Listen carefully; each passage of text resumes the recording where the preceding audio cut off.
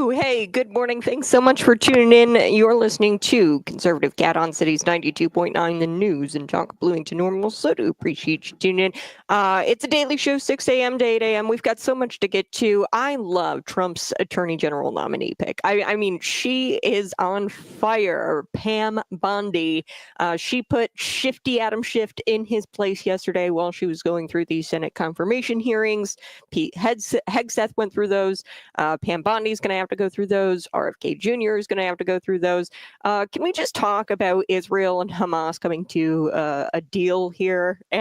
Like, what are we at? 4 days before the inauguration? Like, come on, this is amazing. And we all know it was because of Donald Trump. In fact, a reporter actually asked Joe Biden yesterday, hey, was it because of you or was it because of Donald Trump, the Israel-Hamas deal? Well, like, who really was behind that? It was definitely Donald Trump on Truth Social. Just a few days ago, he said, you're going to regret Hamas, if you don't pull out and if there is not a ceasefire, you're going to regret it. And I definitely think Donald Trump is behind not just that, but also with his pick of RFK Jr. The FDA, they banned like this I think it's red dye 30, red dye 40. It's something that has been red dye 3. I think it's 3. Yes. So there's all kinds of them. It's red 3 dye. The FDA has banned this additive. There's all kinds of these red dyes that are added, and it definitely has cancer risks. And the FDA finally banned this. And I don't think it's a coincidence, folks, that RFK Jr., he wants to make America healthy again, and he came out and has been very, very adamant about how red dye 3, red dye 40, all of these additives that we add to our food can actually cause things like cancer and chronic diseases. And RFK has been very outspoken about that. This is the FDA's way of saying, hey, RFK, don't look in too closely to what we're doing here. The FDA also quietly changed what they considered healthy food. They added eggs to their list of healthy foods. For years now, the FDA has said that eggs raise cholesterol, which is just bonkers. They said that red meat is bad. They quietly changed what they considered healthy foods prior to RFK Jr. being confirmed by the Senate. So many, are you tired of winning yet? Red dye 3 is banned. Israel, Hamas, there is no more war. And that's all thanks to Donald Trump and RFK Jr. People are straightening up. Now, this administration, the Biden administration, they're going to say that it was all them. Oh, we're the reason why this all happened. 4 days before Trump is installed as our next president, as the 47th president of the United States. Come on now. You guys had all of your presidency, all of the last 4 miserable years to make some changes. I want to get to Pam Bondi because she puts Adam Schiff in his place. He is a shifty Schiff. And she says, you should be more worried about your state instead of sitting here grilling me. You should be more worried about crime in your state. And then I want to get to Governor Gavin Newsom. I mentioned this yesterday. I pulled some more information on this smart city, the Los Angeles 2.0. Gavin Newsom admits that these wildfires is a great thing that will open up a chance for them to reimagine Los Angeles with Los Angeles 2.0. This is a smart city. So he's using the wildfires as an excuse to reimagine the city. And, Democrats don't ever let a good crisis go to waste. We're going to get to also a fun little story. It's this woman who was arrested after texting a cop. She meant to text her drug dealer, but I guess she had a cop in her phone and she accidentally texted the cop instead of the drug dealer, which I think is hilarious. It's a story out of Florida. It's one of those like Florida woman stories. Before I get into all of that, I do want to hit some like local news. This just in, I heard from one of the candidates yesterday that he was not selected for the County Board District 1 seat. Catherine Metzger left that position vacant after she kind of stepped back and resigned. This happened a couple of years ago, I want to say, with John McIntyre's seat. It was County Board District 5 seat, and then there were all kinds of applicants. You have to go before the executive committee, and then you're questioned. And this executive committee isn't exactly what I would call fair and balanced. There's Democrats and then there's one Republican, William Friedrich. Okay. And these Democrats include Elizabeth Johnston, who is currently facing allegations that she and the county administrator, Cassie Taylor, they're facing these allegations via a complaint with the Illinois State Board of Elections of campaign finance, like violating campaign finance law, where you solicited on government property people to donate to this PAC, this political action committee that was set up and established in support of getting rid of the county auditor. And they were collecting funds for that. So she's going to be, possibly investigated by the Illinois State Board of Elections. Elizabeth Johnson, but she serves on the executive committee and she has a say in who, is the next county board, District 1 county board member. So who fills that seat? Elizabeth Johnson, Jim Rogel taking money from a dark money group that's associated with the Tides Foundation. That's backed by George Soros, Governor J.B. Pritzker. That's all you really need to know about Jim Rogel. William Friedrich, the one Republican, Leah Klein, Crystal Label, Corey Byrne, and Val Lehman. Okay, those are the people on the executive committee. Now, they asked questions of Ryan McKenzie the other day or a couple of days ago, and Corey Byrne, he asked him about climate change, and Ryan just kind of chuckled and he said, I don't really think my position on climate change is all that important, and I don't think it's really relevant to me sitting on the county board. I'm not going to answer that question, okay, Corey Byrne? It's a county board seat. Like, come on, climate change. Like, he asked him specifically, do you believe in man-made climate change or human-caused climate change? Which is just ridiculous. Of course, I believe in human-caused climate change. Humans do have an impact on the planet. We're told in Matthew, I believe chapter 24, somewhere around there, that the earth will pass away. Okay, and no one knows the time or hour except the Father, not even the Son. But heaven and earth will pass away, but his word is forever, is eternal. So I take great peace knowing that the earth is going to pass away because God told me it's going to happen, okay, through his word, Matthew chapter 24. So, a lot of these climate alarmists, they scream at the sky and they try to stop this from happening. And it's like, relax, dude, it's supposed to happen. But Corey Byrne questioned Ryan Mack and he asked him, all kinds of questions about climate change. This one was one with Beverly Bell. She's on the McLean County Board and she was asking questions of Jim Fisher. Now, if I had my way, we know that probably Jim Fisher and Ryan McKenzie are not going. Apparently, unanimously, they came to a decision on somebody. I don't know who that somebody is yet. So I'd imagine it's going to be today's Thursday. So it's probably going to be discussed at their county board meeting. They might have one tonight. I got to look up that information, but I don't know who it is quite yet. But unanimously, they all voted for this one guy. I'm thinking it's this Andy guy who was an applicant. Beverly Bell questioned Jim Fisher here, and I want to get to these questions. Take a listen to this. Here we go.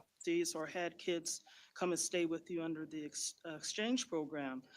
Would you be willing to work across the aisle in immigration? Yes. I am very familiar with the immigration and a lot of the difficulties that are involved with it, and I do believe there's a lot of things that can be improved upon. Okay, sir, thank you very much. Okay, so I wanted to share that with you a little bit about Jim Fisher. I actually interviewed one of the foreign exchange students that he was housing at a time.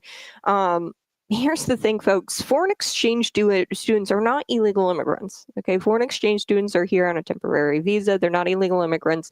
When she says, would you be willing to reach across the aisle on the issue of immigration, she's talking about illegal immigration, and that's how they confuse you. The Democrats, they refer to it as immigration, but really what she means is illegal immigration, and that's not what we're talking about here. So Jim Fisher, because he's a kind, upstanding member of this community of McLean County, he, out of the kindness of his heart, houses foreign exchange students until they can get, apartments or a dorm, in Bloomington Normal, ISU.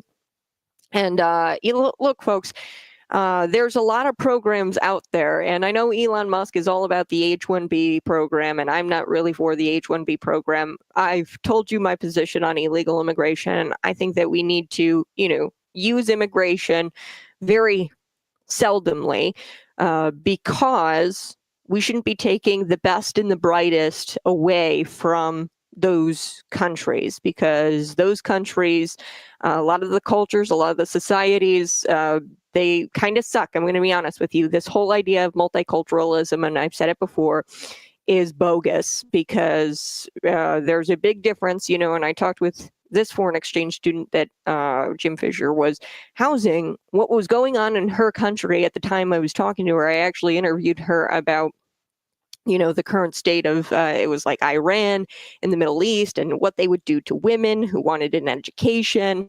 And not all cultures are the same, and not all cultures are good. Some cultures are, for pro-child marriage. Some cultures are pro, beating women in the streets because they want to go get an education. There's some cultures like that. And we shouldn't want all of that culture to come over here to America. And if you do want to come to America, you have to assimilate to our culture. That's why you came here. It's because you like our culture, you like America. So you have to assimilate to our culture. I don't think that that's an outrageous ask. I think, in fact, most immigrants want to assimilate to the culture. But taking away individuals, especially the best and the brightest, from their countries and bringing them over to America, that means that those cultures are going to continue to suffer, and those societies and countries are going to continue to suffer because the best and the brightest are here. So I wanted to share that with you. I thought it was silly that she even brought that up, because Beverly Bill, I hate to break this to you, but foreign exchange students, it doesn't have anything to do with what you're talking about, illegal immigration. I do want to shift gears. Let's talk a little bit about Pam Bondi, Adam Schiff. He is corrupt. He's as corrupt as it gets here, folks. Okay, he is the pure embodiment of California politics. We have somebody like that at Dick Durbin. Sorry, Darren. Darren LaHood is a good one. He's a Republican. He's a congressman. But Dick Durbin is the embodiment of Illinois politics, and I would say Adam Schiff and Dick Durbin are probably right up there with as corrupt as it gets. They're at the top of their field when it comes to corruption. So Trump, may or may not go after his political opponents in the same way they went after him. That should be the least of his worries. That's what Adam Schiff is so worried about, and that's what people on the left are worried about. They're like, oh man, is Donald Trump going to go after us like we went after him? Look, Adam Schiff, look, Democrats, that's the least of your problems, okay? You shouldn't be concerned about that at all. Adam Schiff, you should be concerned about the LA wildfires. You should be concerned about the crime in California. Dick Durbin, you should be concerned about the mass exodus of your state. So don't be concerned about Donald Trump going after his political opponents like you guys went after him for, oh man, how many years has it been? 2016 to 2025? Okay, so you guys shouldn't be worried about that. That's the least of your worries. You should be worried about your own states and the crime within your own states and the troubles within your own states. I'm going to take a quick break, but you're listening to Conservative Cat on Cities 92.9 The News and Talk of Bloomington Normal.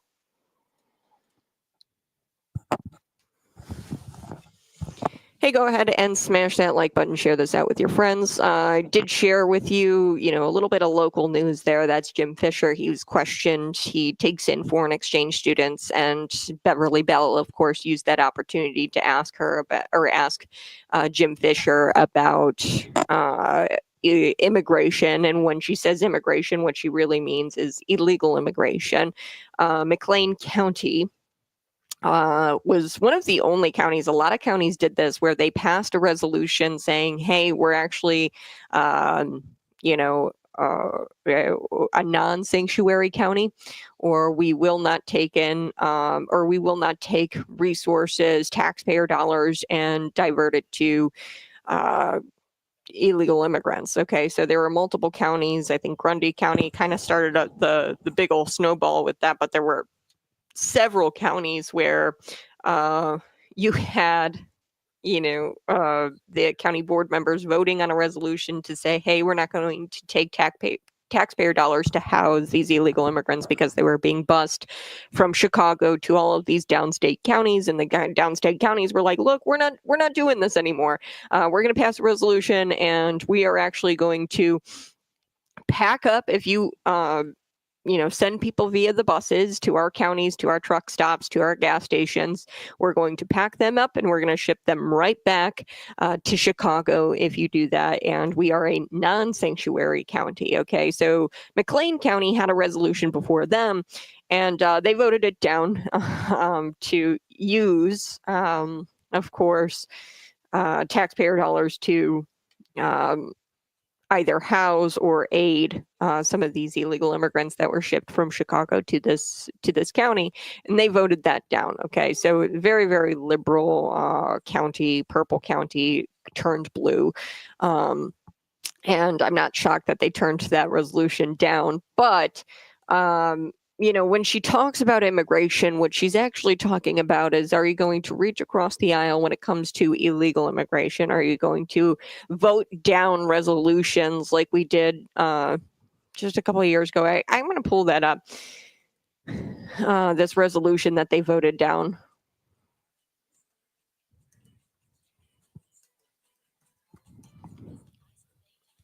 Okay. McLean County was going to consider a ban on using taxpayer funds for migrants for illegal immigrants. McLean County board member had proposed, this was Chuck Erickson, a resolution that would ban the county from providing services to migrants should they be sent here from another municipality, another state. They were coming in from Chicago. And of course, Republican Chuck Erickson of Bloomington was the one who drafted that proposal, and he said that the county cannot be sure that all the people who may be delivered to McLean County are seeking political asylum and they are a safety threat. Quote, he said this he's quoted in WGLT. I am sure some of these people are good people, but I'm not certain that all of them are good, and we just don't know that. And the 20 board member, member council, 20 member board or county board, they voted this resolution down. They wanted to be able to use American taxpayer dollars on people who are from God knows where, and who knows if they're actually seeking asylum. What Beverly Bell was talking about was situations like this. Would you be willing, Jim Fisher, would you be willing to vote down resolutions that say, and bans that say, that we can't use taxpayer funds on illegal immigrants? That's what she was talking about. And then she, did this terrible thing where she used these foreign exchange students. She goes, being that you take in foreign exchange students, would you be willing to work across the aisle on immigration? And that's two different things. What's going on with Chicago deporting all of these, funneling in these Venezuelan migrants who are illegal. Don't know really who they are. They're really not seeking asylum. Like I said, asylum has a very specific definition. You have to be fleeing political or war, or say like in Iran, where you wanted to be a educator, or if you're a woman and you are wearing pants instead of a skirt or something, and they beat you up for that, and you're trying to avoid being beaten to death because you decided to wear pants one day. That is fleeing countries, and you have to have a reason, okay, to seek asylum, whether that be politics, ideology, whatever that is, war. You have to have a reason, and then you have to go directly to the country in which you are seeking asylum. You cannot go to a country, stay there for a little while, then come to the United States. And what was happening was you had people from Romania, Venezuela, they were all going into Mexico, that country, and then they were using the weakness of our southern border to get into the United States. Now, like I said, asylum, very, very specific definition. You have to have something that you're fleeing from. In most cases, it's fleeing from, political persecution or fleeing from war. And you also have to go directly to the United States. So you have to be able to make your own way to the United States. You can't come in through the southern border and go through an illegal port of entry. You have to go through a legal port of entry. You can't just enter anywhere through the southern border.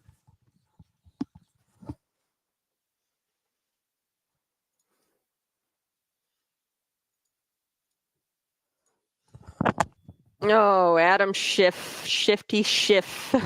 He is corrupt as it gets, folks. He and Dick Durbin, they are the embodiment of California and Illinois politics. And they're all concerned that Donald Trump is going to go after them and political opponents like Liz Cheney. And Pam Bondi just puts him in his place, Adam Schiff. She says, you know what, Adam Schiff, you should be more concerned about what's going on in your state. Take a listen to this. I'm asking you, sitting here today, whether you are aware of a factual predicate to investigate Liz Cheney. Senator, no one has Based on asked what you me know. to investigate Liz Cheney. That is a The hypothetical. president has called for it publicly. You are aware of that, aren't you? No one has asked me to investigate. But the president Liz. has We're called- also the worried about president- Liz Cheney, The Senator. president has You know what called we for should this. be worried about? Ms. Bondi, The please crime rate answer in my questions. California right now You are is aware, through the roof. Ms. Bondi, Your my- robberies Ms. are Bondi, 87% my higher question- than the my national question average. is this. That's what I My want to question be is this. focused on, Senator. Do you have the if I'm power to say confirmed as no to the Attorney president? General. I'm asking you, sitting here today, whether you are aware. Okay. So let's break this down a little bit. Democrats are making it very, very easy for Pam Bondi to put them in their place. They accuse her of everything that they've done. They're the ones who went after their political opponents. They're the ones who have gone after President Donald Trump since 2016.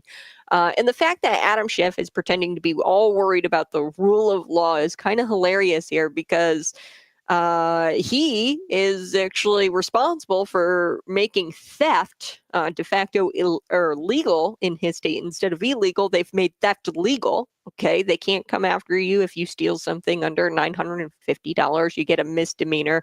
Now that changed a little bit because the voters in this last election, they voted yes to Prop 36, Prop 47, which Adam Schiff was all for, Governor Gavin Newsom was all for, and Adam Schiff and Governor Gavin Newsom were all against Prop 36, which made crime illegal again. Okay, so in his state, theft is pretty much legal.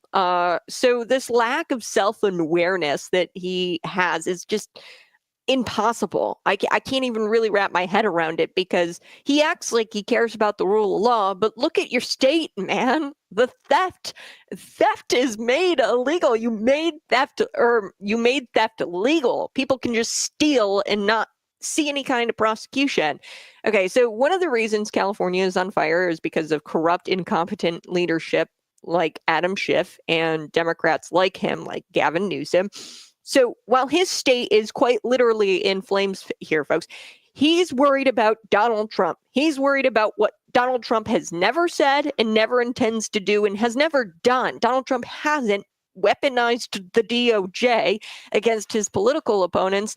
Guess who did, though? President Joe Biden. So the fear is understandable, though. I can understand why they're all freaking out because they are accusing Donald Trump of possibly doing this or intending to do this, but really the current administration has done this, and they're going to accuse this administration, the Trump administration, of everything that this Biden administration has actually done.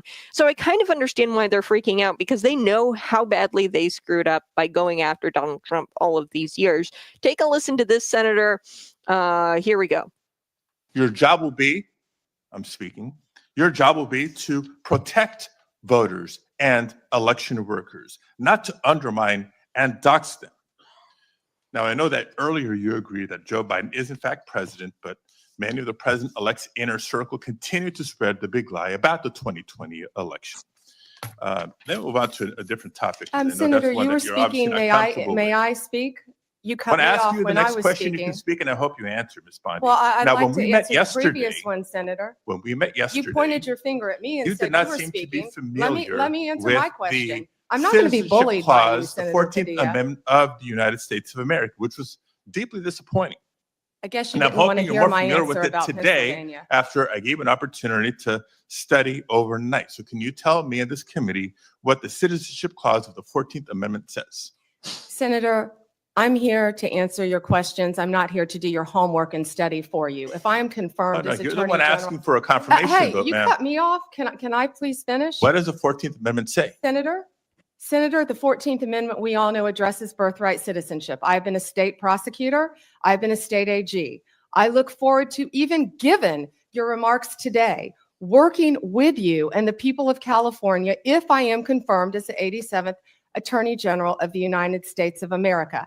I didn't take your homework assignment. I'm sorry. I was preparing for Okay. today.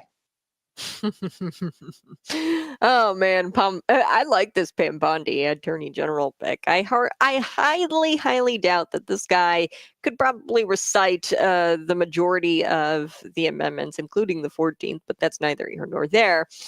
These people don't even ask actual questions of her. You see what they're doing? They're just blasting out these disingenuous statements, and they're not even, making a point. What was the point of having her recite the 14th Amendment and doing his homework for him? Okay. There's so many things wrong here. The fact that these are California senators and their state is literally on fire because of their incompetence tells me all I really need to know about these characters who aren't asking questions of Pam Bondi. Instead, they're screaming disingenuous and they're blasting out these disingenuous statements and making her recite the 14th Amendment, which is just ridiculous. I highly doubt he could even recite the 14th Amendment if it wasn't right there in front of him, or any amendment for that matter. Definitely not the Second Amendment, as we all know what goes on in California when it comes to the Second Amendment. All right, I got to take a quick break, but you're listening to Conservative Cat on Cities 92.9, the news and talk Bloomington Normal. Hey, go ahead and smash that like button, share this out with your friends. So, you have these senators grilling Pam Bondi over, the 14th Amendment and what it says. It has nothing, that has nothing to do with her being confirmed as the Attorney General. If they want to ask, hey, considering we weaponized the government against Donald Trump, and we unfairly prosecuted him, considering all of that, do you think that there will be revenge, and will Donald Trump use the DOJ against his political opponents? I think that was actually a reasonable question. What this senator did with the whole reciting the 14th Amendment and trying to get her to recite the 14th Amendment, that was ridiculous, and it was just totally disingenuous. And like I said, it really doesn't matter what these Democrat senators say or do in these Senate confirmation hearings, specifically the California ones, because we know that you caused your state to literally go up in flames. We know that theft is de facto legal in that state, and to sit there and try to paint anybody else as incompetent or not competent enough to take this position, Pam Bondi taking the position of Attorney General, to try to paint her as incompetent, or even Donald Trump incompetent for picking her or selecting her, is just totally disingenuous, and it lacks self-awareness. All right, I do want to talk about the city of Los Angeles. All the things wrong with the city of Los Angeles is due to the incompetence of government. Okay, the more the city spends on homelessness, the worse it gets. The more the city spends probably on education, the worse it gets. I haven't looked up their education numbers, but if it's anything like Illinois, we spend so much on education, and yet the kids can't read or do math at grade level, which is hilarious. And to make matters worse, the people running the place can't even fulfill their most basic government duties, like, keeping houses from going up in flames. Like, you've decriminalized crime. You've made homelessness worse somehow, even though you've dedicated billions and billions of dollars to it. And you've made education worse, despite spending all kinds of money on education. You're just making everything worse there. And on top of it all, you couldn't even do the basic thing, which was keep everybody's house from combusting, okay, and going up in flames. But the progressives that ruined that city and the progressives that ruined that state, Governor Gavin Newsom, Karen Bass, they're working on reimagining the city.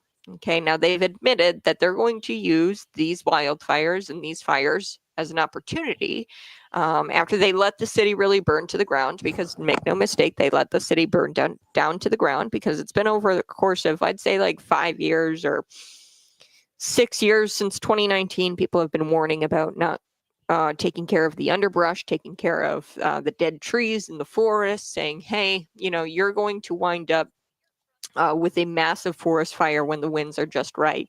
Actually, somebody on the Joe Rogan podcast had said that Joe Rogan, a firefighter with the Los Angeles Fire Department, had said, everything's going to burn all the way up to the ocean. It's just going to take the right wind. And then all of a sudden you're going to see just the city just burn down to the ground. So Governor Gavin Newsom announced he already has a team working day and night to ensure that the city is reimagined. What does reimagined mean? Certainly we can, put our thinking caps on here. Reimagining always means we're going to do even more to make you worse off. That's what this means. So Governor Gavin Newsom, he's got a team going, and they're reimagining the city, and they're going to be creating a Los Angeles 2.0. What is a Los Angeles 2.0? Well, I'll tell you, it's a smart city.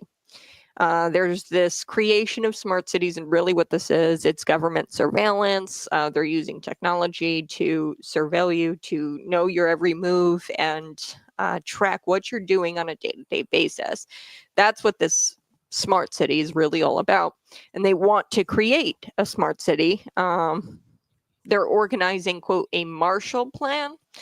And he says, I'm looking forward to a reimagining LA 2.0.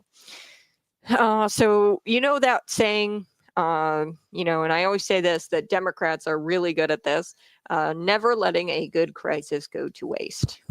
They never let a good crisis go to waste. And that's exactly what we're looking at here. And I want to play a clip. It's going to explain LA's smart city strategy. It's going to explain Smart LA 2028, which was a plan before the fires even happened. And I know what you're thinking. You're like, Kat, are you insinuating that these were fires that were done on purpose? No. It's a weird coincidence, though. Am I right? Like, it's kind of strange that this went up the way it did, and it sets the perfect stage for them to reimagine LA and create their LA 2028, or their Smart LA 2028. So the city's vision of a highly digital and connected city in 2028, that's what Smart LA 2028 is. So we're going to come right back. We're going to be chatting about that. I got a couple of clips I want to play. And one of them is of Governor Gavin Newsom admitting he wants to reimagine the city after it's been burned down to the ground, after he let it burn down to the ground.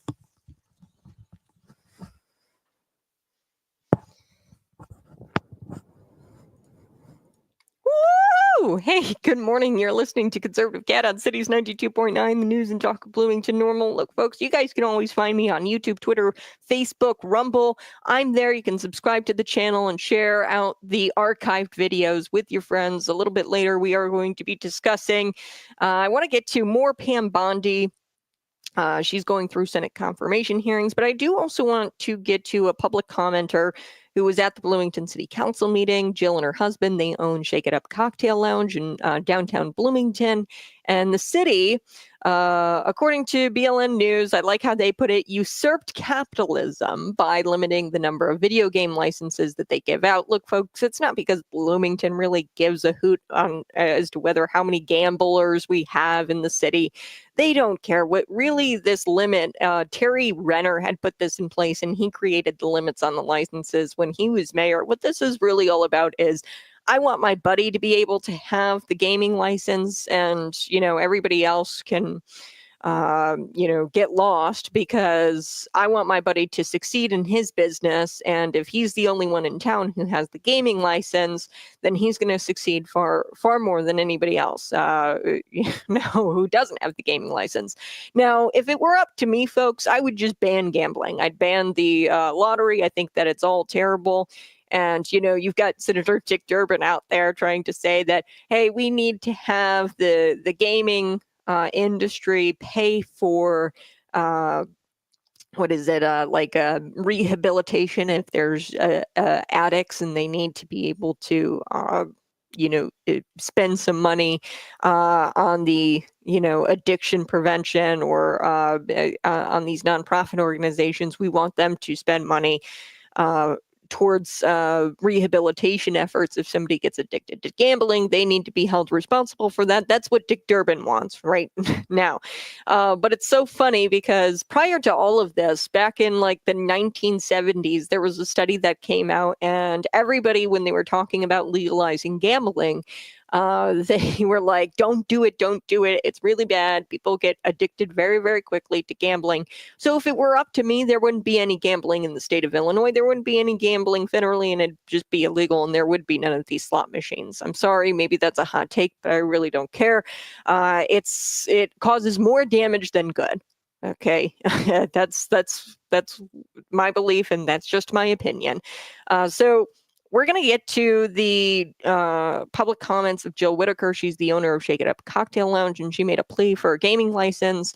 And by gaming license, I mean gambling license, getting slot machines in her establishment there. And like I said, if it's going to be legal, then you got to be fair. Okay, you got to give license to everybody who applies. All right, you can't just, be the arbiter here of this business gets to be able to do the machines, but this business doesn't get to do the machines. If it's legal, if gambling is legal, you can't limit it to your friends and allow your friends to have the gaming license. Whereas, maybe somebody else doesn't have a gaming license and then their business suffers because they have something that you don't, and people will go there. But like I said, I think that we should just outright ban it. Like Bloomington, come up with an ordinance and just ban the thing entirely. Okay, it seems like too much of a headache, and therefore then it's all equal. Then you don't have to worry about approving gaming licenses for businesses in the city. So you could just say, we're just not going to do it here in the city of Bloomington if you're really all that concerned. But it's not about the addiction. They're saying that, if we don't limit the number of licenses, that means that there's going to be more gamblers. No. That's not there. There's like, you've already approved enough licenses. I've been in the city of Bloomington. You've already approved enough licenses where if I took a rock and threw it, I'd probably hit about 4 or 5 slot machines. Okay, so there's literally on every corner in Bloomington, anywhere you go in the state of Illinois, there's a slot machine within a rock throwing distance. Okay, so it has nothing to do with the amount of gamblers, and it has everything to do with making sure that your friends have a leg up over other individuals in the city, over other business owners in the city. And it's a whole, I'm going to scratch your back thing. I will get to that, but I do want to get to the city of Los Angeles. Like I said, the wildfires continue to burn there. And Los Angeles, one of the many reasons why Los Angeles is going through this is because of the corrupt, incompetent leadership there, both at a city level, but also at a state level. And it's kind of interesting when you look at liberal states and cities, the more they spend on an issue, the worse it gets. So city of Los Angeles, they've spent billions on homelessness, but yet they are like the homelessness capital of the country. Like they probably have the worst homelessness issue outside of maybe I think that theirs is the worst. City of Los Angeles, maybe San Francisco, but also Chicago has a very high homelessness issue. And, here in the state of Illinois, our kids are probably some of the dumbest kids. I'm going to be honest with you. They can't read. They can't do math at grade level. And we spend more on education than I think most states ever. Okay, so it seems like the more we spend on education, the worse it gets. The more we spend on homelessness, the worse it gets. And the more, I mean, the city has decriminalized crime. Like I said, they've made theft illegal, not only in the city but the state. And you're worse off if you live in California. They've made crime legal here in the city or in the state of Illinois with the Safety Act. But I don't have to tell you that. You live it every single day. The people running this place can't fulfill their basic role in government, which is to just keep your house from going up in flames. Okay, they can't even do that right because they're not burning, they're not doing controlled burns, their water management sucks. So there you have it. I mean, but don't worry, because the progressives that ruined that city and state, they are ready to reimagine the city after they let it burn down to the ground. Yeah, I'm sorry, but I don't trust you with this whole LA 2.0 smart city. Governor Gavin Newsom announced that he's already working with his team day in and day out to ensure that the city is reimagined here, folks. And by reimagining, we know that this almost certainly means that it's going to be worse off, because when they say reimagine, they're going to dump a bunch of money into it. And we've already seen with the homelessness issue, with education, the more money they spend on it, the worse it gets. Okay, so we can almost be certain that this LA 2.0 is going to make citizens worse off. Let's take a listen. Over the course of the next several years, Los Angeles will be host to the World Cup and then the Super Bowl and then the Olympics. With this rebuilding effort needing to take place, is LA going to be ready for all of those global events? My humble position, and it's not just being naively optimistic, that only reinforces the imperative moving quickly, doing in the spirit of collaboration and cooperation. President of the United States, Donald Trump, to his credit, was helpful in getting the Olympics to the United States of America, to get it down here in LA. We thank him for that. This is an opportunity for him to shine, for this country to shine, for California and this community to shine. The opportunity with all of that and all that opportunity and that pride and spirit that comes from not just hosting those three iconic games and venues, but also the opportunity, I think, to rebuild at the same time. And that's why we're already organizing a Marshall Plan. We already have a team of looking and reimagining LA 2.0. And we're making sure everyone's included, not just the folks on the coast, people here that were ravaged by this disaster. You just said you're organizing a Marshall Plan for the rebuilding of California. What is that Marshall Plan? Tell us about this Marshall Plan. We're just starting to lay out. I mean, we're still fighting these fires. So we're already talking to city leaders. We're already talking to civic leaders. We're already talking to business leaders and nonprofits. We're talking to labor leaders. We're starting to organize how we can put together a collection of individuals on philanthropy for recovery, how we can organize the region, how we can make sure that we are seeking federal assistance for the Olympics more broadly, but also federal assistance for the recovery efforts, and how we can galvanize the community with folks that love this community to really develop a mindset so that at scale, we're dealing with the scope of this tragedy and responding to it at scale with efficiency, like the executive order I talked about, time value of delivering projects, addressing building codes, addressing permitting issues, and moving forward to rebuilding. All right, I got tired of that. So it's really infuriating. He's talking to the public like they're fifth graders. Okay, so he talks to the public as if they're dumber than he is.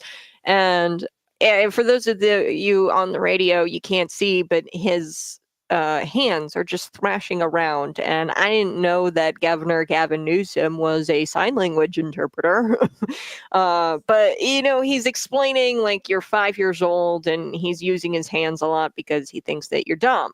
According to the Post Millennial, as wildfires continue to burn in Los Angeles area, California governor said that his team is intended on looking and reimagining LA 2.0, and he's organizing a Marshall Plan. In an interview with NBC, this is Governor Gavin Newsom, he was asked about the forthcoming national and international events the city will be hosting in the upcoming years, specifically the 2028 Summer Olympics, and how the city is going to be able to recover by then. So Governor Gavin Newsom said these events i.e. the wildfires and the wildfires. This is an opportunity for California, yes, to shine, because they're going to reimagine California and they're going to rebuild. And he says, we're already organizing a Marshall Plan.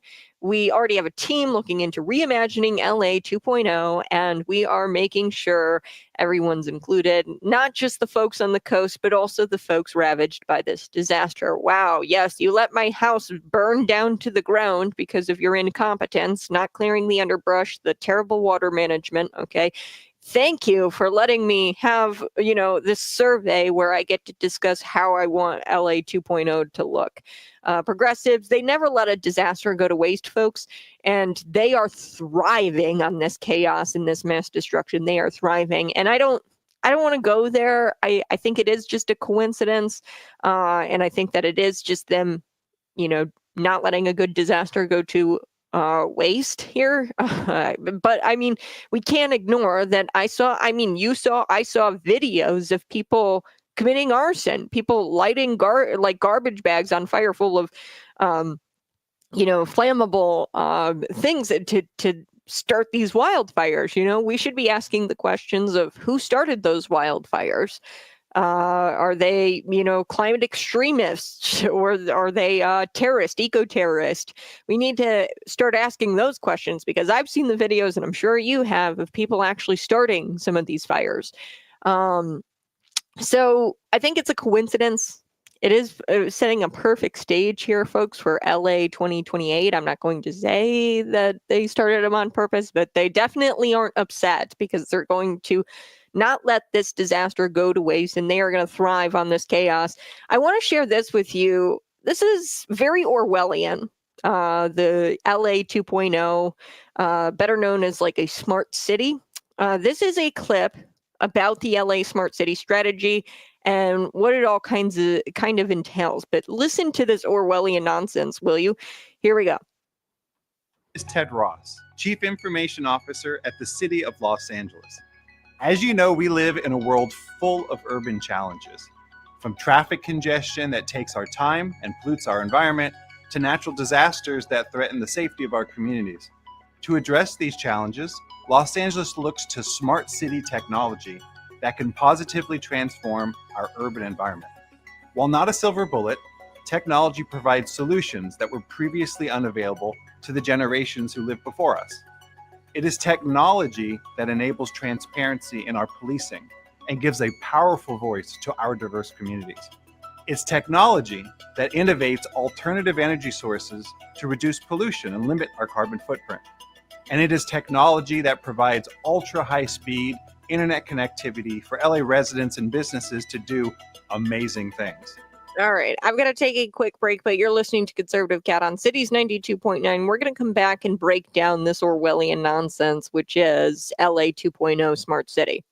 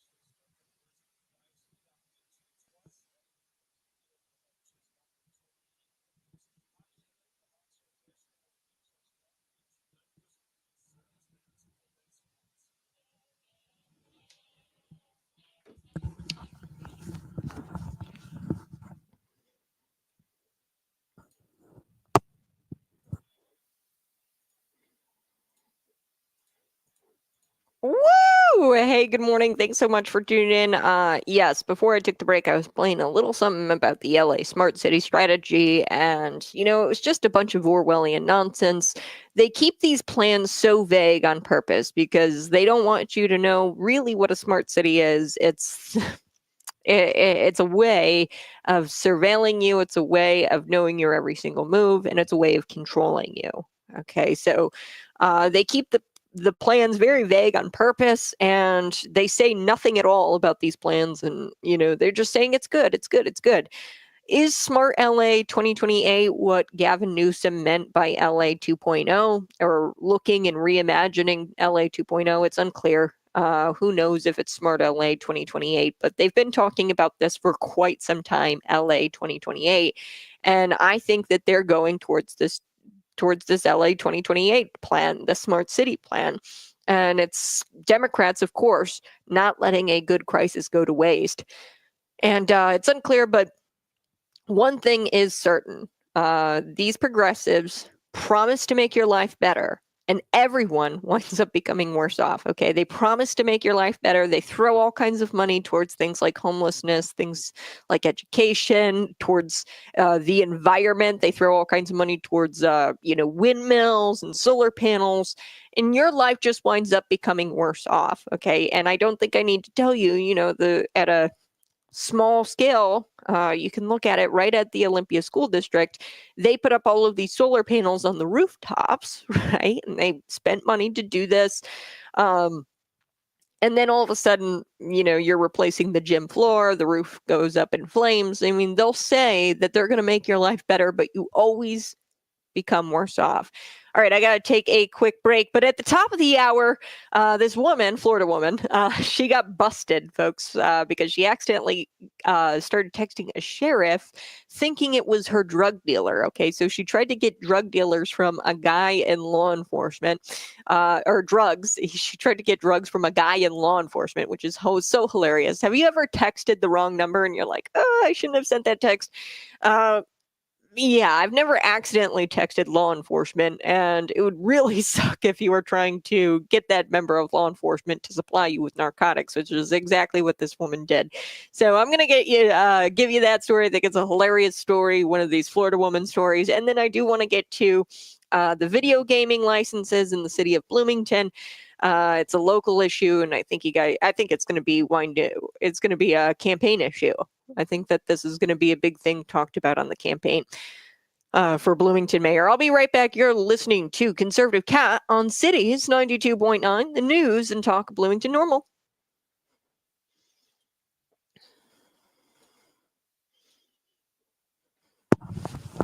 Hey, go ahead, smash that like button, share this out with your friends. We are going to be coming back, and we're going to be discussing some local things with the city of Bloomington. Hit that like button right now and subscribe to the channel.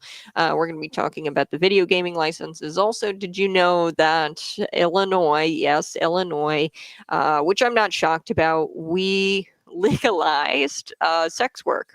Yes, that's what we're doing. We're going to legalize sex work. There's been a bill that's been introduced. The sponsor is Will Guzzardi, a Democrat from Chicago. He said full decriminalization of adult consensual sex work is proven to keep workers safe. No. How can you say that when it's not legal pretty much anywhere? I think Nevada, there's some sex work that's legal there, but it's not proven to keep workers safe. There hasn't been a whole lot of states or cities or municipalities to legalize sex work. So Democrats, they're activists, and they are pushing to decriminalize sex work. I don't even want to call it that. It's prostitution. They want to legalize prostitution and decriminalize prostitution. Quote, Will Guzzardi, the bill's sponsor, "It's a policy that respects everyone's rights to make private choices about their bodies while freeing up law enforcement to focus on traffickers and violent abusers." No, because you, as a police officer, what's going to wind up happening is you're not going to know who's legal prostitute, and who is actually being trafficked, okay? An 18-year-old who's strung out on drugs and her pimp got her addicted to drugs, okay? She might say that she is a legal sex worker, And the pimp might say that she's a legal sex worker, and he's like, yes, I'm her boss. But really, that's human trafficking. All of it is human trafficking. All of it is illegal and wrong. And in no way can you convince me that sex work is a honorable, a professional, and a healthy work environment. Are you insane?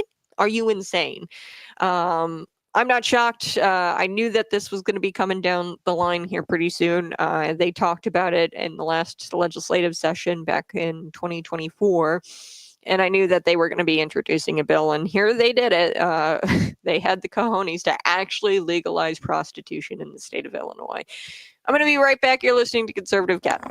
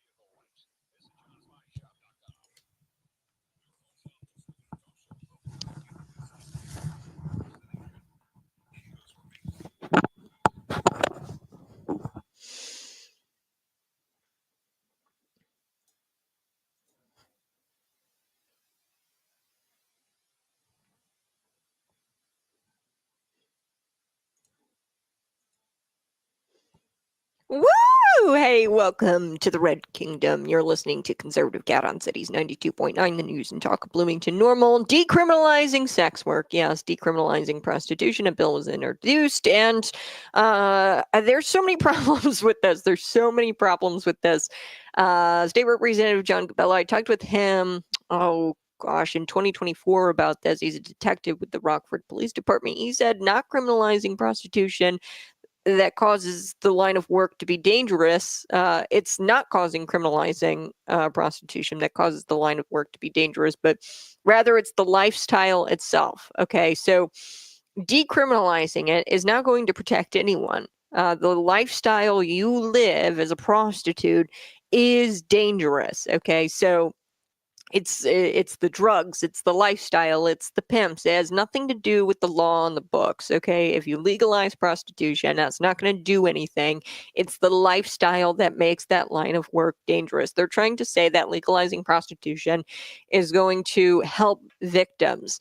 If that's the case, then why aren't there people getting beat up for all the other laws that are on the books? It means as though certain people in this state want to make it where we don't have a penalty for anything you do wrong. Okay, so legalizing,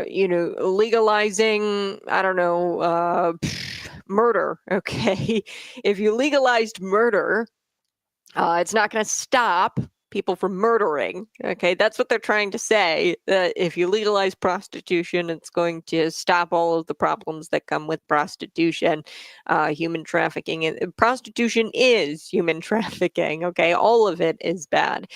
So we're going to talk about it here coming up in just a little bit more. So because they introduced a bill and they said full decriminalization or criminalization of adult consensual sex work is proven to keep workers safe. Yeah, I don't know how you can say it's been proven because there's only one state in the entire nation that has legalized sex work.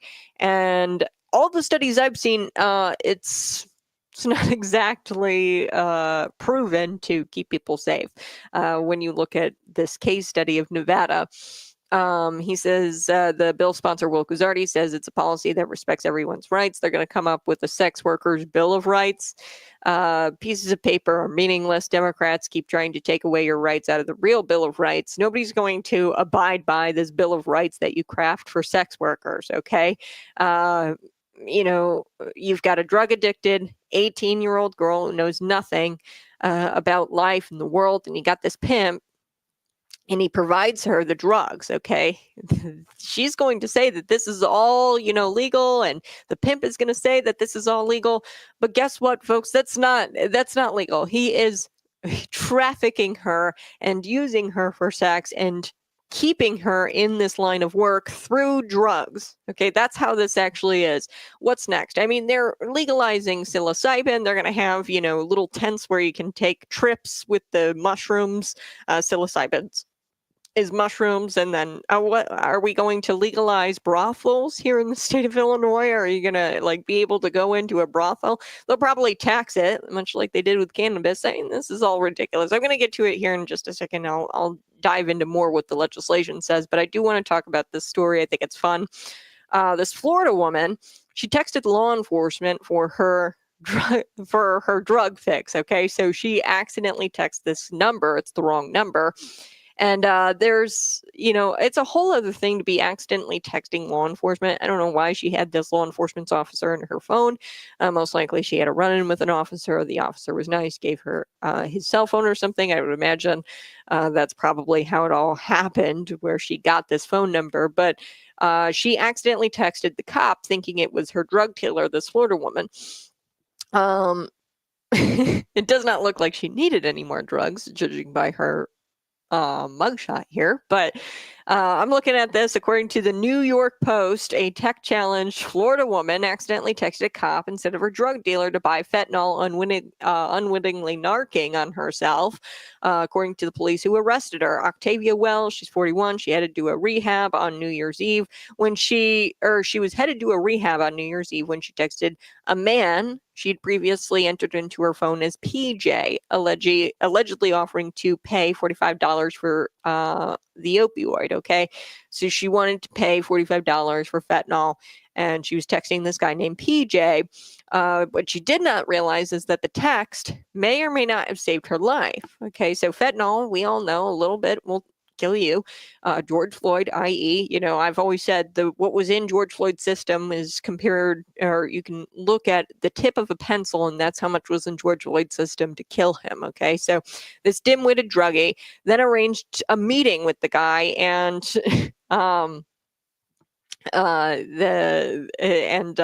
she arrived at this store and met him at this store in Florida, and narcotic cops were waiting for her because she accidentally texted the cop instead of the drug dealer PJ. The cop PJ, not the drug dealer PJ. Octavia Wells soon learned that she mistakenly contacted Stephen Petitjohn.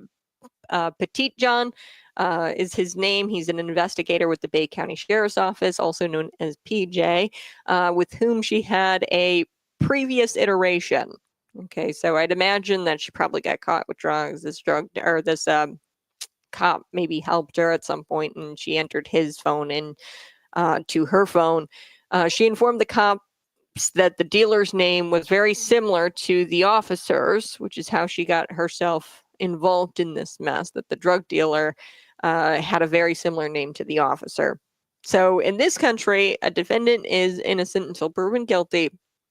As of today, the woman has yet to be convicted of any crimes because, I guess like trying to buy fentanyl, right? But for her own sake, let's hope she made it to rehab after all of this mess. She was actually on her way to rehab, and then she texted her drug dealer, which is really sad. At the end of the day, it's kind of sad. Like, it's kind of funny that she texted this cop, but it's really sad. And I'm kind of glad maybe it was a God moment where her life was saved because she wound up texting a cop and the cops came.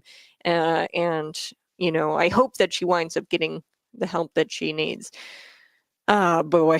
But I do want to get to a couple of local things really quick. And then I want to talk a bit about Pam Bondi and AOC. She went on a rant. You guys are really going to like AOC's rant today about how boys should be in women's sports, or boys should be in girls' sports and men should be in women's sports. But before I get into all of that, let's get into Jill and her husband who own Shake It Up. Shake It Up Cocktail. It's a lounge in Bloomington. I've never been there. The city usurped capitalism here, and according to BLN News, by limiting the number of video game licenses. So blnnews.com, you guys can go check it out. I guess they've changed the rules twice now. Other businesses have been on the rating list, but really they've been discriminated against. And, of course, the city of Bloomington at the time when they made it to where, hey, you can only have a certain amount of what you would call it, licenses, gaming licenses. It has nothing to do with the amount of people who are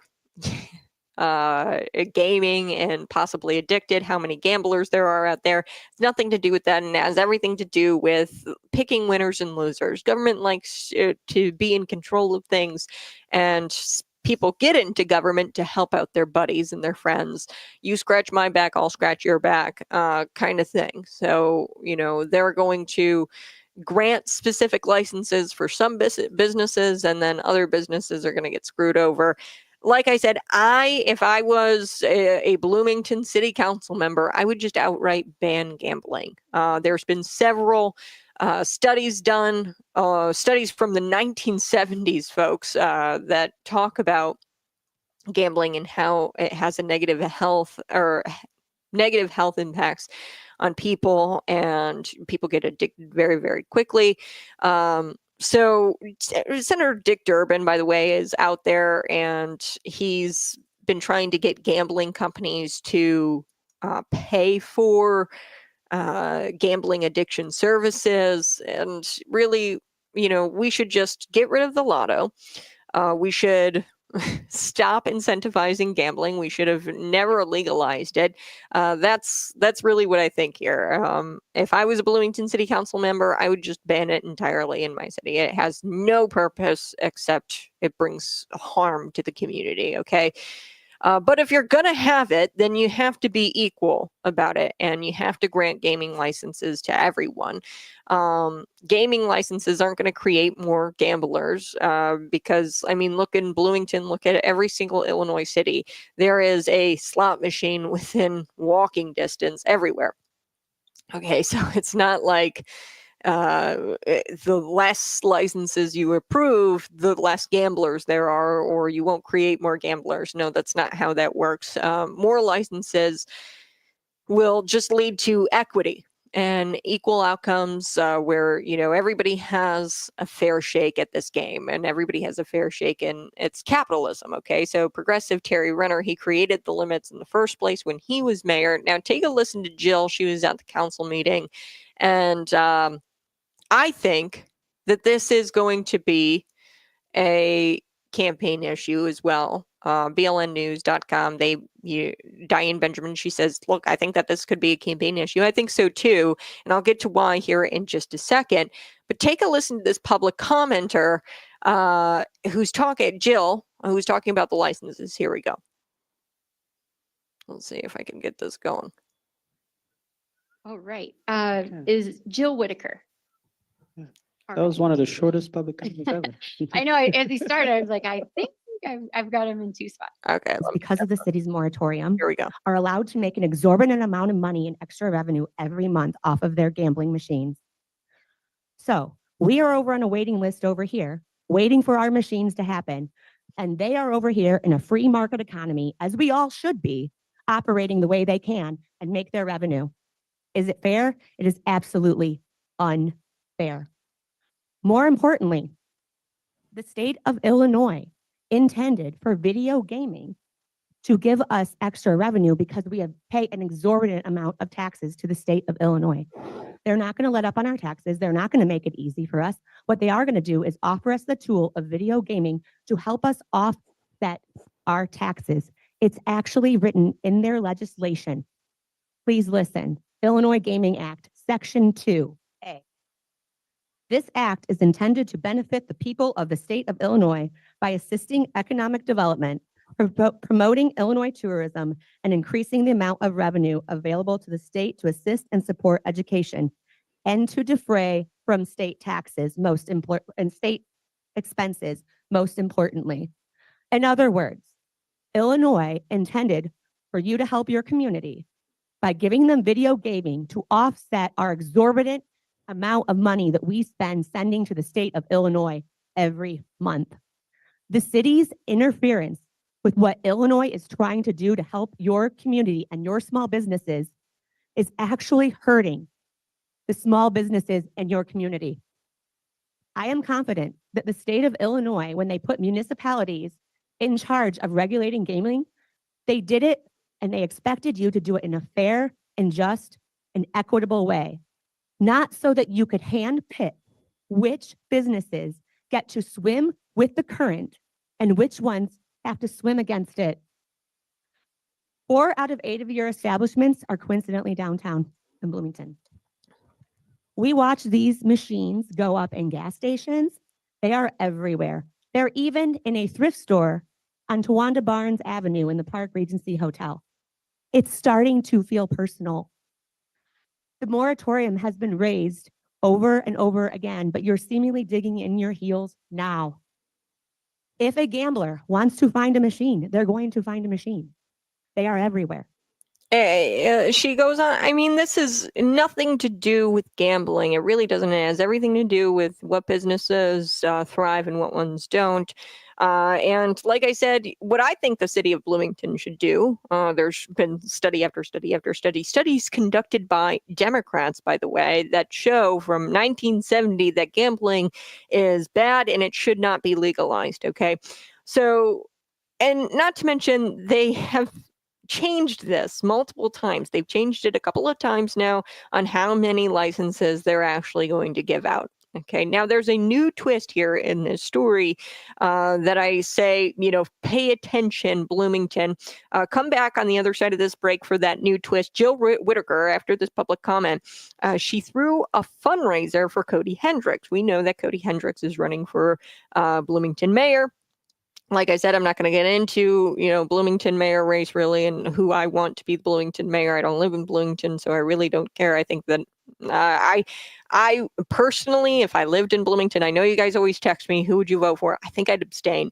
I honestly would not fill in any kind of bubble. So, but what's interesting is here, you've got Jill Whitaker hosting Cody Hendricks just a few days after she did public comment. And, BLN News, they raised this question. I think that this is a good question. Did Cody Hendricks tell Jill that he'd give her a video gaming license if he were to be made mayor?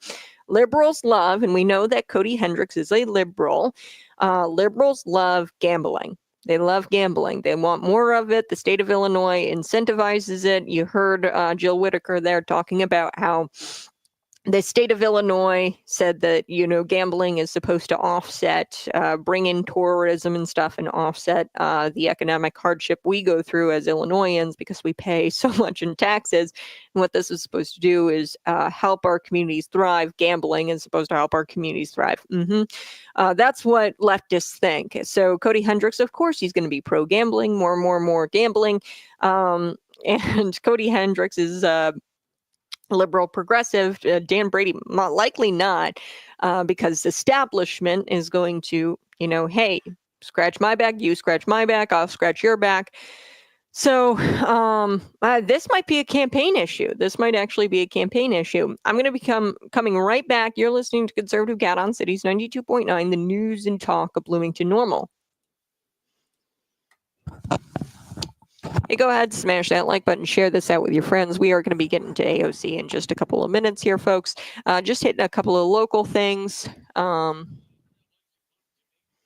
Are sexual abuse victims. Yeah, so most strippers, people who get into that line of work, or I don't even want to call it line of work, people who are forced into prostitution or do sex work of some kind, they're typically people who have had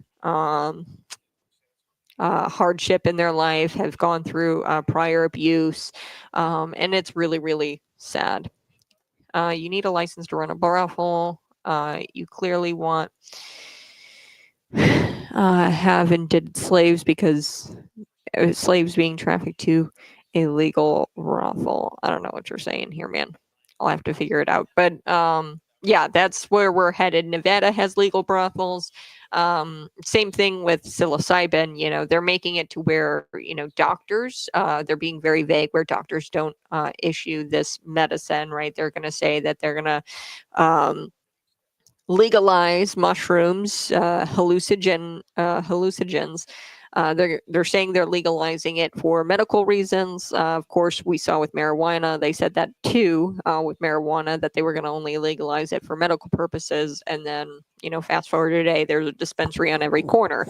But you look at this and you're like, okay, wait a second.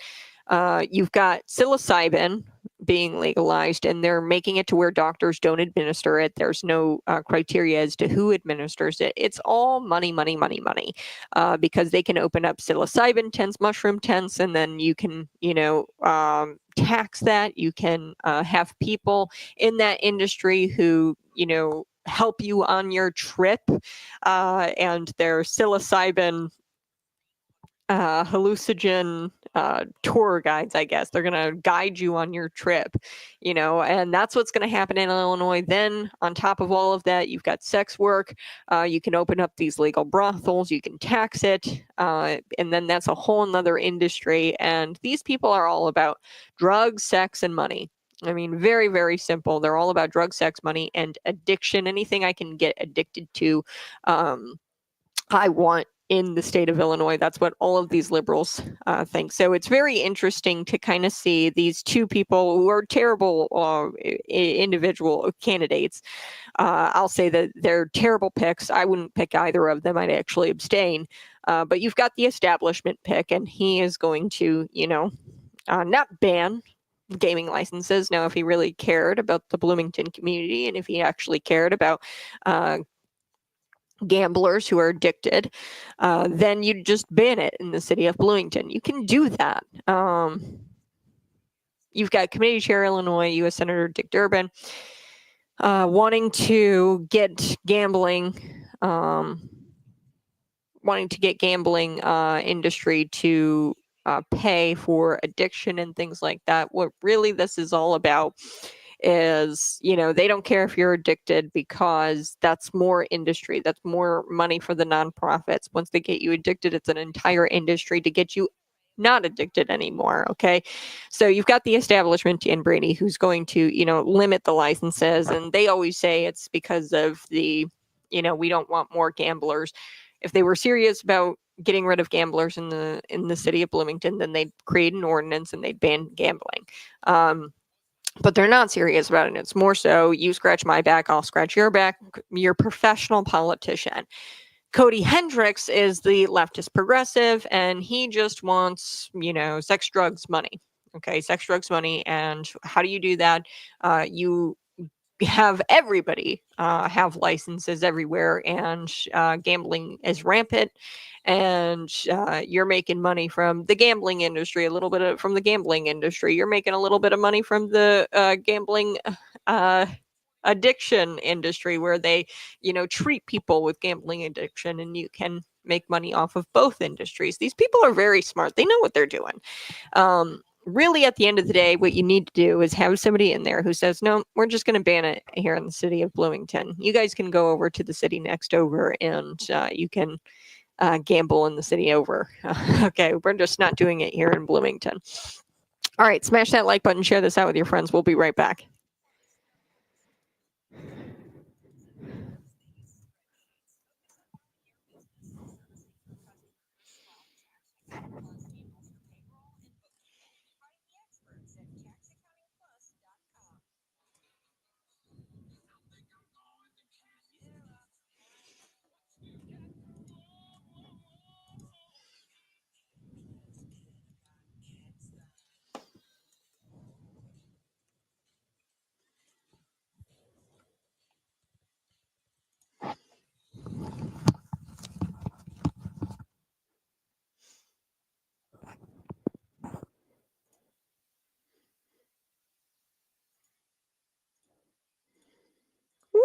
Woohoo! Hey, good morning. You're listening to Conservative Cat on Cities 92.9. Yes, Cody Hendricks is going to be hosting a fundraiser at this Shake Cocktail. What is it called? This business, Shake It Up Cocktail Lounge. They're going to be hosting.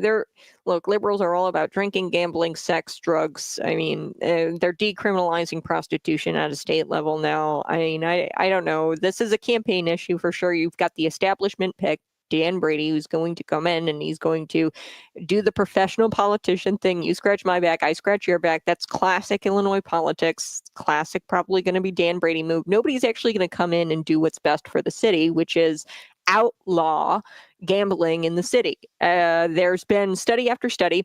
You've got Senator Dick Durbin, who says that there's been an explosive growth in sports gambling. And gambling operators should pay and have a greater role in preventing addiction, and they should be paying addiction nonprofit organizations, organizations dedicated to getting people off of gambling. But here it is. It's all inauthentic. Okay, the calls from the establishment, the Terry Renners of the world, where they were like, oh, let's limit the licenses because we're, don't want too many gamblers in the city of Bloomington. It's totally inauthentic. We know what you're doing. You're scratching the back of your friends. That's what the true nature of that ordinance is, where you are putting a limit on the licenses that you issue. That's what's really going on there, okay, with that. Dick Durbin, what's actually going on here is he wants to make a little bit of money from the nonprofit organizations, and then he also wants to make a little bit of money from the gambling industry, okay? So if he, has this massive addiction prevention and addiction industry within the nonprofit sector who donates to him, he's going to make out like a bandit, and probably the gambler operators are going to give him a little bit of money too. It's all inauthentic because guess what, folks? Years ago, 1996 was the study. It was a gambling impact study, and it was a bipartisan panel. And they said that there should be a ban on gambling expansion. We should not expand it any more than it already has been. In 1996, they said this. And this was a guy 20-some years ago, 1996. This was a guy who was was the predecessor, Dick Durbin's predecessor, Paul Simon from Southern Illinois. Okay, Democrat. So this isn't anything that, is Republican. We should, if you're serious about gambling addiction, be serious about it. Okay. Why do this half in, half out thing where you're like, okay, the licenses, we're going to limit them. I know why you're doing it. It's because you want to scratch the backs of your buddies and you want to grant licenses to some and not all. Now, on the other side, you've got, the extreme group where they want gambling legalized. They want prostitution legalized, sex work. They want psilocybin mushrooms legalized. They want drugs legalized. And that's just because the left loves drugs, sex, money. And you can make a ton of money when you've got gambling and every single storefront and every single business in the city of Bloomington. You've got people making money all of the time. But the right thing to do is to just outright ban it. And I call on you to go check out the 1996 study. It was a gambling impact study, and everybody said don't do it. But you fast forward 20 some odd years later, and we have this radical expansion of gaming that everybody says is bad. Even Democrats will say it's bad. Dick Durbin is saying it's bad. Now he's calling on the gambling operators to pay for addiction prevention and for addictive services.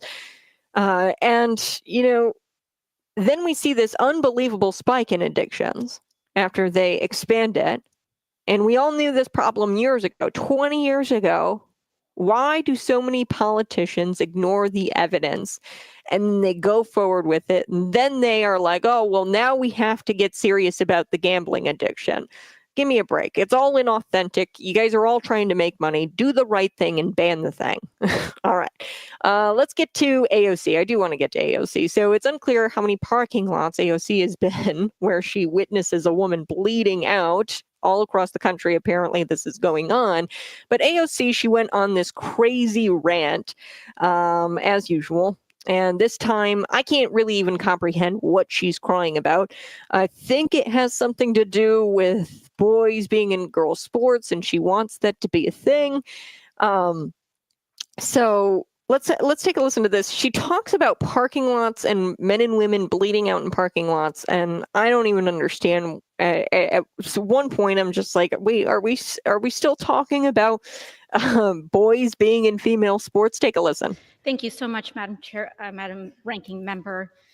Here we are today, Republicans who have voted consistently against the Violence Against Women Act, who have taken away the right of all women to choose and have control over their own body, who, as women are bleeding out in parking lots across the country, standing there, allowing us to die, now want to pretend today that they care about women. And why? To open up gender and, yes, genital examinations into little girls in this country in the so-called name of attacking trans girls. And to that, today, what we have to say are two words: not today. The majority right now says there's no place in this bill that says it opens up for genital examinations. Well, here's the thing. There's no enforcement mechanism in this bill. And when there is no enforcement mechanism, you open the door to every enforcement mechanism. Trans girls are girls. And for all the folks that are so concerned, thank you for your concern about women for the first time that I've seen. I don't know about y'all. I don't know who's been to gym class lately, but girls, even if you only believe in two genders, I've played co-ed sports all the time. But what this also opens the door for is for women to try to perform a very specific kind of femininity for the very kind of men who are drafting this bill, and to open up questioning of who is a woman because of how we look, how we present ourselves, and yes, what we choose to do with our bodies.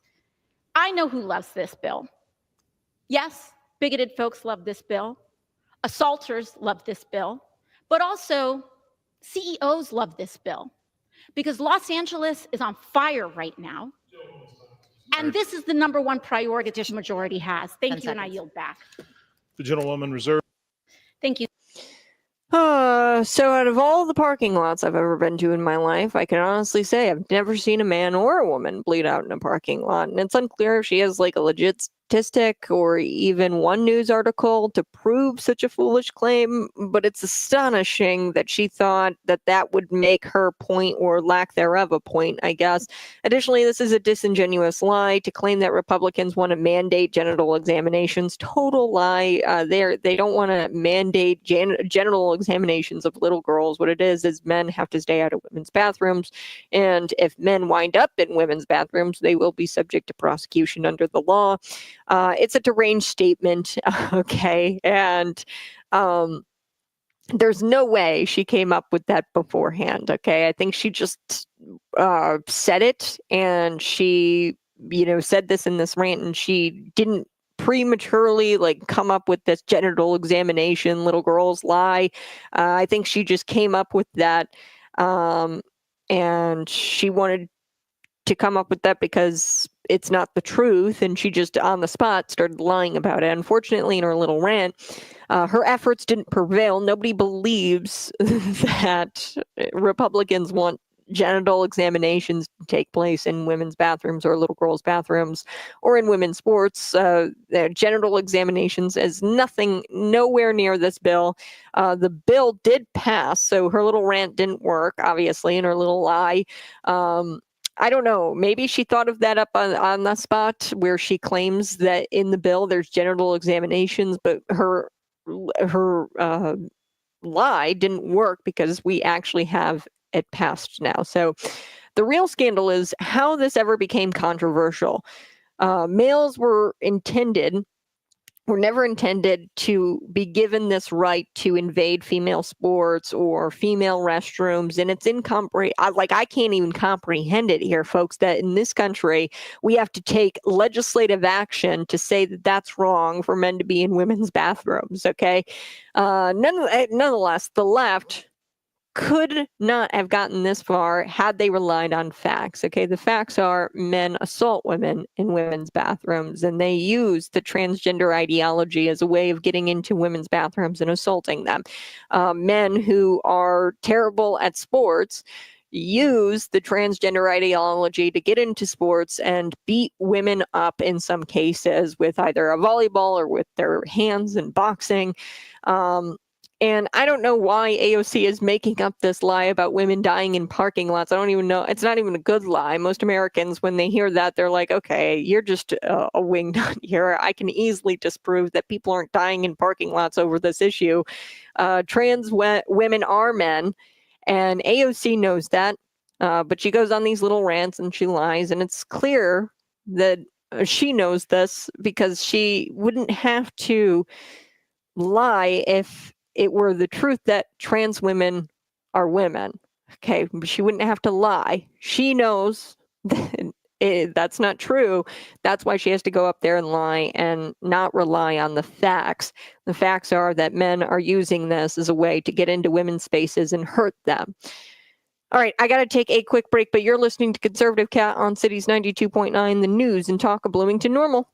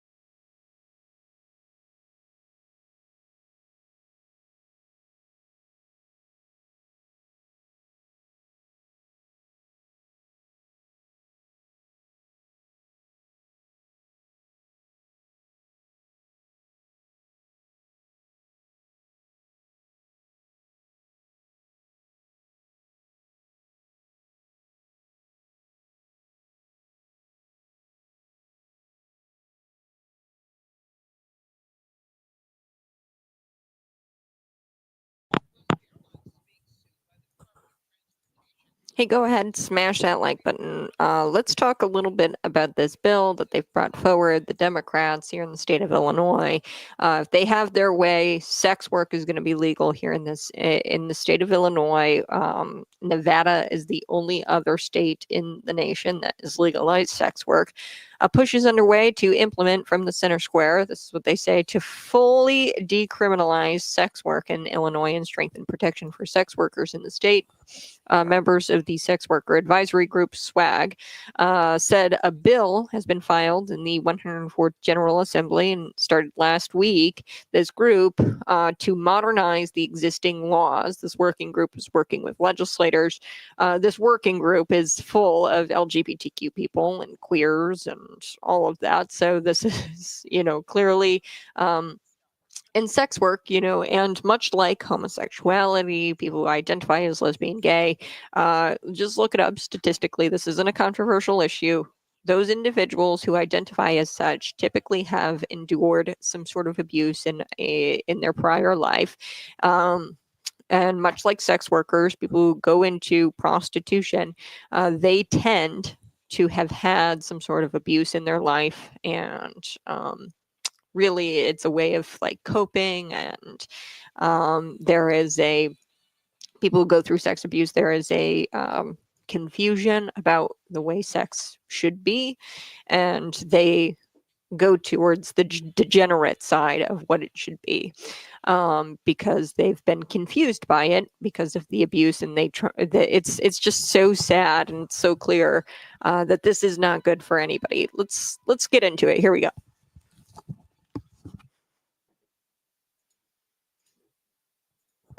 Illinois possibly joining Nevada in legalizing sex work, so-called sex work. I don't even like to really call it that. Really, it's prostitution. We want to legalize prostitution, and the people behind it all is this group. It's called Sex Worker Advisory Group, SWAG. They filed the bill in the 104th General Assembly. The group, many of whom identify as transgender, gender diverse, or queer, said that they've been advocating for years to address the unique challenges faced by sex workers in Illinois. No. These are prostitutes in Illinois, and there are challenges prostitutes face in that industry, or I don't even want to call it an industry, in that crime and in that life, pimps, drugs. Of course, there are challenges you're going to face as somebody who sells yourself for sex. You are going to face challenges because of the nature of that kind of work and of that lifestyle. Pimps are going to drug up girls, get them hooked, so that way they stay in that lifestyle. This is what the SWAG chair said. Like I said, this is a sex working group. This bill represents a monumental step forward in recognizing the rights and safety and humanity of sex workers. By passing this legislation, we will make Illinois a safer place for everyone, especially those in most vulnerable communities. I think that we need to be honest with ourselves here. The people who go into this line of work, let's just call it line of work for now, people who go into crime typically have abuse in their prior life. They go into this because they're preyed upon by pimps who get them hooked on drugs. This is not something we should be advocating as a state. That is an industry. This is crime. Crime. The measure would establish a sex worker bill of rights and remove past criminal arrest and conviction records for all sex workers. So, yeah, I mean, it's sad as some of these prostitutes have, been trafficked and they're victims, but that doesn't erase the behavior. Okay, what I'm saying? I mean, there is a behavior, and if you're doing this and you're complicit in this industry, then you need to be held accountable to the fullest extent of the laws that exist right now. I don't understand. What? Here's Will Guzzardi. He says, full decriminalization of adult consensual sex work is proven to keep workers safe. See, you can't say that because there isn't any other state besides Nevada who's done this, and everything that we've seen come out of Nevada shows us that it's not good. You've got legal brothels. You've got pimps who, are actually trafficking women, getting out there and testifying that they aren't, and that they're complacent in this sex work. Will Guzzardi, the sponsor of the bill, it's a policy that respects everyone's rights to make private choices about their bodies while freeing up law enforcement to focus on traffickers or violent abusers. No, it confuses law enforcement because now they're going to have to try to make that distinction between human trafficker or a willing prostitute, okay, which there are no willing prostitutes. I'm telling you, there are no willing prostitutes. They're all hooked on drugs, and they're all doing this because they're hooked on drugs, and their drugs and their pimps got them hooked at a very young age, and now they're doing it I mean, this is not. I don't understand it. I really don't. Last week, Will Guzzardi introduced the bill that passed the Illinois House that would replace the word prostitute to person engaged in sex trade. This is a real piece of work, this guy. And everybody who, remember when Illinois, you said that they passed a bill and the bill refers to not them as criminals, but as justice impacted individuals. You see what they're doing with the language. He passed this bill that changed the language, and really what this is, they're prostitutes. And this is not a line of work. This is dangerous, not to mention, you know, all of the drugs and the lifestyle choices that those people in that sphere make, and in that illegal sphere make, but also the impact. If you're out there, let's just say sex work, if you're out there doing sex work, you're going to get STDs, you're going to be sick. And then I'd imagine that these people aren't paying for their own health care. That's a strain on the taxpayer system, Medicare, because you're out there getting your STDs treated on my taxpayer dime. That's ultimately what's going to wind up happening with this. Prostitution is illegal everywhere except Nevada. And in Nevada, there's been all kinds of studies proven that this is bad for communities. All right, I got to take a quick break, but you're listening to Conservative Cat on Cities 92.9, the news and talk Bloomington Normal. All right, when we come back, we're going to be talking a little bit about Senator Mazie Hirono. She asked Pam Bondi if she would investigate Trump's political enemies, you know, similar to how the left investigated Donald Trump's political enemies, or Donald Trump as a political enemy. They investigated Donald Trump for years and years and years, since 2016, probably even before that, before he even won the 2016 election. And while Trump never said so, Bondi made it clear that their only intent is to restore faith in the justice system. People don't trust the justice system. The left has weaponized it for far too long. So we're going to get to some of those clips. And of course, you know, the Senator Mazie Hirono, she refused to meet with Pam Bondi to talk with her, and she has no interest, this senator, of actually working with the administration. And that's how you know that a lot of these senators in these confirmation hearings, we heard it yesterday with Tammy Duckworth and Pete Hegseth, really what this is all about, it's about getting those clips for social media and taking that back to your blue-haired constituents and saying, see, look what I did. I screamed at Pete Hegseth. Look what I did. I screamed at Pam Bondi, because Pam Bondi is a Donald Trump supporter, and I screamed at a Trump supporter, okay? And they can take that back to their base and rile up their base and get their base riled up to go out and campaign for them in the next election cycle, because these people do not care about you. They care about the only thing that's on their mind is getting reelected. That's what this is all about. So they're not really serious about seeing if Pam Bondi or Pete Hegseth are actually good for the country. They're really interested in getting themselves reelected. Smash that like button, share this out with your friends.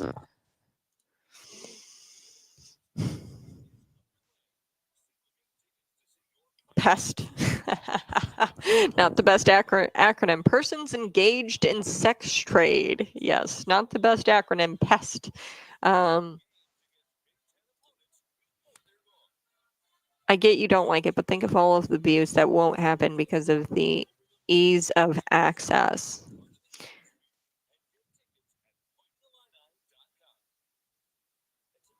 No. So here's for example, no gun zones in school districts. Okay, no gun zones. Schools are typically targets of mass shootings, and more mass shootings happen in no gun zones. That's a provable fact. Fact check me on that. Just because you legalize, or in the case of the guns, just because you put up a no gun sign or you have gun control or anything like that, it doesn't stop it from happening. So the abuses are still going to happen because of that lifestyle. Okay, it's not because it's illegal why that lifestyle exists. It's because nobody wants to go out and put their body out as a commodity. It's physically taxing. It's dangerous as far as STDs go, and it's not healthy. Okay, to be and emotionally, it's for example, if you have somebody raped, okay, that is an emotional trauma, and it takes rape victims a very long time to get over that, not even really ever get over it. It takes rape victims a very long time to cope with that. Okay, sex is an emotional thing that happens. Let's be honest with ourselves here. Okay, there's a reason why rape victims have emotional trauma for the rest of their lives when somebody forcibly has sex with them. Because it's an emotional thing. Okay, it's a physical action, but it's also an emotional thing. And nobody treating themselves like a commodity, or putting themselves out there for sale, their bodies out for sale, nobody likes that. Okay, emotionally, at the end of the day, you might like it for a week, 2, 3, you could be fine. But years and years of doing that, you are going to find an empty shell of a human being. And freedom is not always the answer. Your freedoms end where mine begin. And if we have a bunch of people who are emotionally unstable and out there living a lifestyle that is damaging to the rest of society, then we need to stop that and nip it in the bud.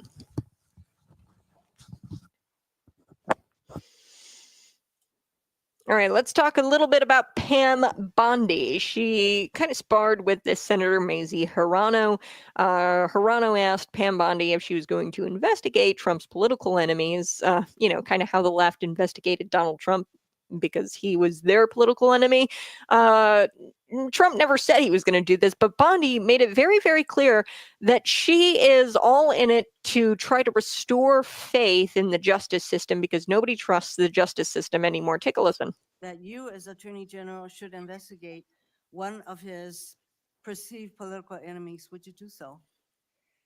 Senator Hirono, I wish you had met with me. Had you met with me, we could have discussed many things and gotten to know. I am You could listening have to gotten you to know now. me. Could you respond to the question? Yeah, you were the only one who refused to meet with me, Senator.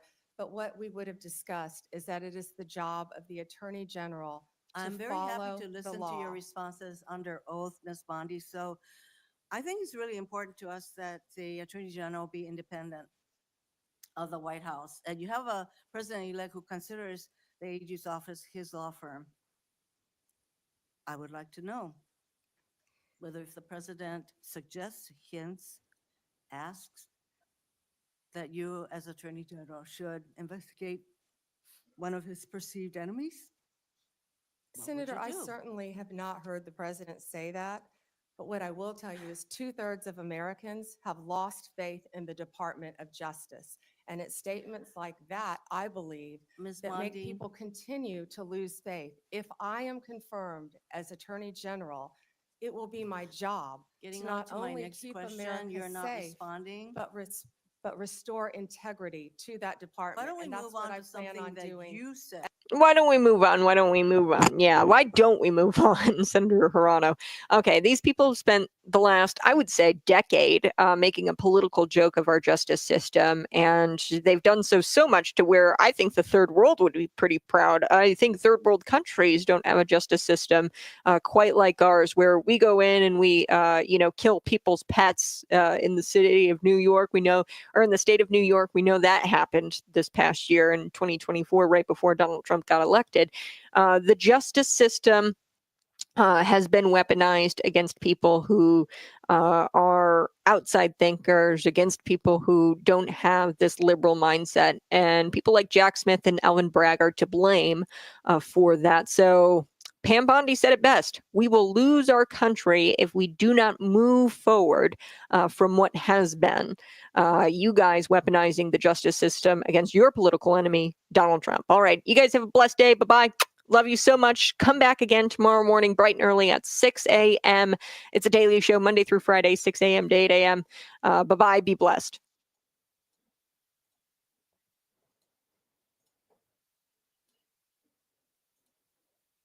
Okay. So I just wanted to real quick, hit upon this sex worker thing. Sex workers are indebted to their pimps. There's that, how they get their drugs, and their pimps are also supposed to be their protection from physical abuse if the pimp gets or protects its property. So protects his property. That's what this really is, slavery. Okay. And, this, it's all about freedom. Yes, your freedoms end where mine begin. You've got a lifestyle here where pimps are drugging up girls because girls, or even boys too, boys, they don't want to participate in this line of work. Nobody at the end of the day is willingly participants of, and it's just totally disingenuous to suggest that there's willing participants out there in this line of work. Okay, nobody's willing. The pimps are protecting property, they're providing protection, and they're providing drugs to a lot of these women. That's what's going on in this industry. So it's not like I look. When it comes to prostitution, there's only one state. We've made it this far without legalizing prostitution. Up to this point, it wasn't controversial to say that prostitution is wrong. It wasn't controversial to say that pimps drugging up women is wrong. I just don't know where we've gotten so far down this rabbit hole where we're legalizing hallucinogens, we're legalizing pot, we're legalizing gambling. I mean, that at the end of the day, where are our morals? And, are we going to become this society? And like I said, not all cultures are equal. We should have laws in place that preserve and protect our culture and our way of life. Do you want it to be where, sex work is fine, but I should have the freedom to marry a child? Where is the line for you then? That's the problem, is like, if you don't draw a hard line in the sand on certain issues, you're going to wind up with a society that says it's okay to marry children, that says it's okay to beat women if they're wearing pants. Okay. You're going to wind up with a culture like that, where there is just no order, and it's just complete chaos. So yeah, there's got to be some lines in the sand drawn. You guys have a blessed day. Bye-bye. We'll do it again tomorrow morning. Smash that like button and share this out with your friends.